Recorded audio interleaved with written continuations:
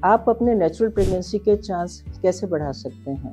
बहुत पेशेंट ये क्वेश्चन पूछते हैं and what should be the ideal frequency of intercourse. तो बहुत सारे पेशेंट्स ये भी करते हैं कि वो सिर्फ फर्टाइल डेज में चांस लेना चाहते हैं।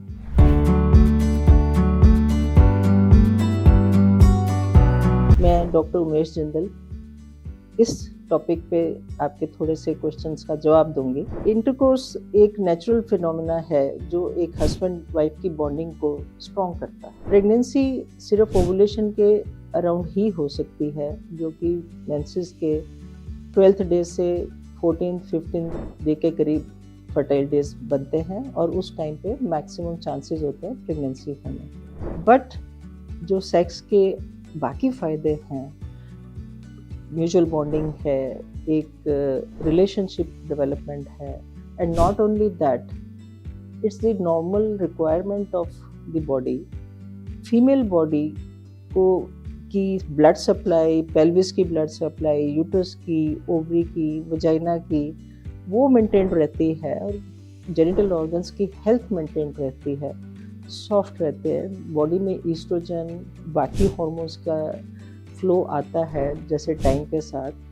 तो वो बहुत सारी चीज़ें जो हैं, ये एक नॉर्मल फिजियोलॉजी की निशानी है कि फ्रीक्वेंट इंटरकोर्स जो है वो होना चाहिए, and but there is no ideal frequency.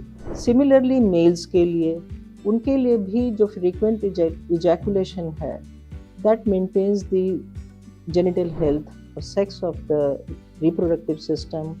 Sperms are also healthier if there is frequent ejaculation. But what is this frequency, ideal frequency?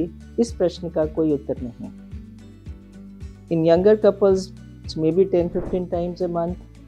In older couples, एक natural कमी आ ही जाती है, so less than that. But आपको restrict करने की ज़रूरत नहीं है कि सिर्फ फर्टाइल डेज में ही रिलेशंस रखना है, या IUI हुआ है तो नेचुरल नहीं कर सकते, IUI होना है तो उससे पहले आपको 10-15 दिन की एब्स्टिनेंस चाहिए, ऐसा भी कुछ नहीं है।